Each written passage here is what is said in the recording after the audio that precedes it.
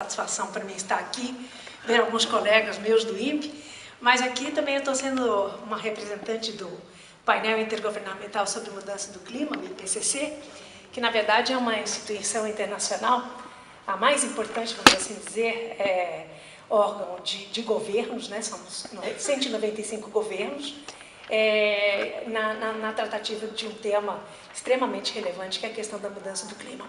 Em todos os seus aspectos, né? Quer seja a base física da mudança do clima, a questão da vulnerabilidade, adaptação, impactos da mudança do clima e, finalmente, mitigação, que seria aquilo que os homens podem fazer para minimizar os efeitos da mudança do clima, né?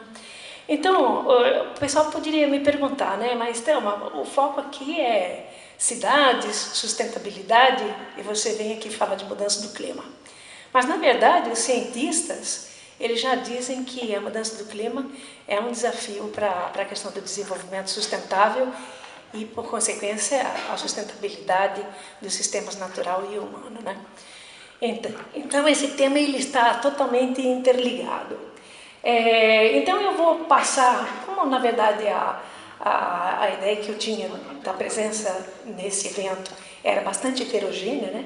Vou falar um pouquinho, né, de onde estamos e principalmente no momento onde a gente, infelizmente, ainda ouve falar dos céticos que a mudança do clima não existe. Isso é realmente uma coisa inaceitável quando a gente olha os dados, né?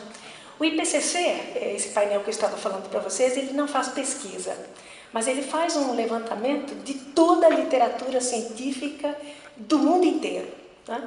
Ou seja, tudo que ele faz, tudo que ele produz é baseado na ciência, que não faz distinção entre os países desenvolvidos, dos países em desenvolvimento, e toda esta produção ela é feita a partir de cientistas, né, que são indicados pelos países, cada um dos 195 países, e selecionados justamente pela sua experiência, pelo seu expertise, como a gente diz, e também por uma questão de você ter um balanço geográfico nessa representação, na escrita dos relatórios, e também, né, um pouquinho mais difícil, um balanço de gênero. Isso está ficando cada vez menos prominente, ou seja, ele está conseguindo já ter aí uma participação de mulheres na ordem de 32%. Mas os culpados são os governos que não indicam as mulheres, né? E aí talvez seja um problema de existem menos mulheres cientistas e eu não acredito que seja por aí o problema.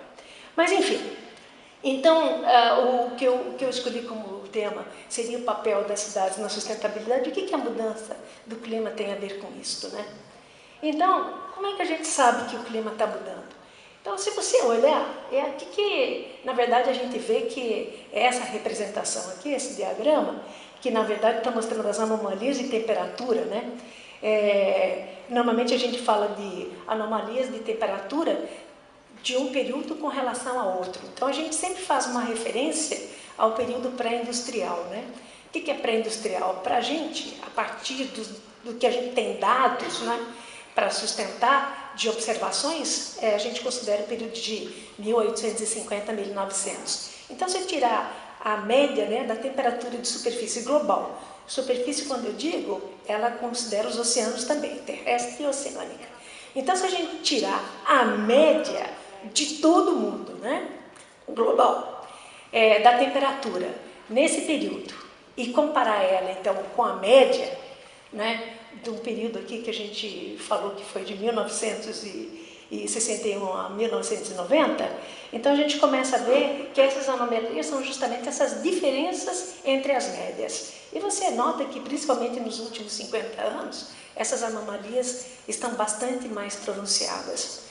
Se a gente considerar, por exemplo, a média da década de 2006 a 2015, se eu pegar a média desta década, né, 2006 a 2015, relativo à média da temperatura global dessa era pré-industrial que eu falei de 1850 a 1900, a gente já tem um aquecimento de 0,87 graus Celsius. Aí você fala, mas isso é pouco, Thelma. O problema é que essa é uma média global. Então, alguns países já estão sentindo um aumento de temperatura, um aquecimento muito maior do que esse. E algumas cidades, particularmente, podem ter assim, efeitos de temperatura muito maiores do que isso. Quando a gente está falando, a gente tem que fazer uma diferença, que às vezes o pessoal fala, nossa, esse ano é um ano extremamente quente, é a mudança do clima. Não, a gente tem que entender que a mudança do clima ela é uma mudança persistente ao longo do tempo e relacionada ao que a gente tinha, que é a nossa referência, que é justamente a era pré-industrial. Então, essa é a nossa base. Então, um ano atípico pode ser resultado de uma variação, uma variabilidade natural, e é muito difícil para o IPCC, muitas vezes, relacionar alguns eventos, como, por exemplo, as secas que nós temos observado na Amazônia. Ele não consegue atribuir isto, sem dúvida, vamos assim dizer, à mudança do clima. O próximo relatório que a gente está fazendo agora, começou em 2015 e entregue em 2021, já acredita que haverá literatura suficiente para embasar que alguns dos eventos extremos que nós estamos observando já são devidos à mudança do clima. Internamente, né, no Brasil, alguns cientistas já estão falando que alguns desses eventos extremos, principalmente observados na Amazônia, não nas outras partes do país, mas essas enchentes, essas secas profundas e mais frequentes já estão sendo atribuídas à mudança do clima. O que nos preocupa é a questão das florestas sendo extremamente vulneráveis, né? A gente não sabe como, a gente usa a palavra resilientes, querendo dizer quão resistentes elas são a esses fenômenos que, com a mudança do clima, são esperados a ser mais frequentes e mais intensos. Então, se a gente olhar, se eu pegar aquele gráfico de baixo, né, vou tentar pegar aqui, a gente vai ver que as 3 últimas décadas são as 3 décadas mais quentes nos 800 mil anos passados. Não tem. Então, quando o pessoal nega que existe realmente alguma coisa muito estranha acontecendo, e que isso não pode ser simplesmente por conta da velocidade com que está acontecendo, há uma variação natural, isso realmente não é compreensível pela maior parte dos pesquisadores. E aqui você vê outros indicadores, não é só a questão da temperatura. Se você olhar, você vai ter nesse gráfico aqui de baixo, por exemplo, a questão do nível do mar, essa elevação do nível do mar que já está sendo observado, né? Essa talvez seja uma das piores consequências da mudança do clima, porque mesmo que a gente estabilize as emissões, como nós vamos falar daqui a pouquinho, o mar vai continuar por conta do seu aquecimento e expansão por muito, muito, muito tempo, além de 2100. E você depois tem também a questão do gelo, da diminuição, né, da extensão do gelo marinho, a questão de cobertura de neve, ou seja, há vários indicadores, não é só temperatura, há vários indicadores que juntos, né, mostram que realmente alguma coisa está acontecendo com o sistema climático como um todo. E por que o clima muda? Ele muda por causa de, essencialmente, 2 fatores. Você tem forçantes naturais e você tem as forçantes antrópicas, ou seja, forçantes são pressões, vamos assim dizer, do ser humano, não é? A gente chama de antrópica. Das forçantes naturais, você tem, inclusive, essa própria questão da radiação solar. Porque o que acontece, não é? Com a questão da mudança do clima? Por que você tem um aquecimento? Você está pensando justamente na questão da radiação. Quando a radiação vem e ela atinge a superfície, às vezes ela não atinge, às vezes a própria atmosfera já manda de volta parte da energia que vem do Sol. Então ela não chega na superfície terrestre. Parte da que chega, ela é absorvida, e por isso que você vê as rochas mais quentes quando faz o sol, tal, você põe a mão, é porque ela é absorvida, e parte dessa radiação, ela tenta voltar, ela atinge a Terra e tenta voltar. A questão dos gases de efeito estufa, que nós vamos falar daqui a pouquinho, eles impedem o retorno de parte dessa radiação.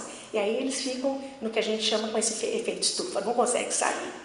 E é interessante você notar que agora a gente está tendo essa erupção vulcânica aí na Guatemala.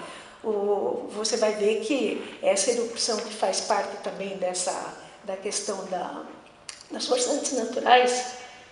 Por que está parando ali? Tem mais.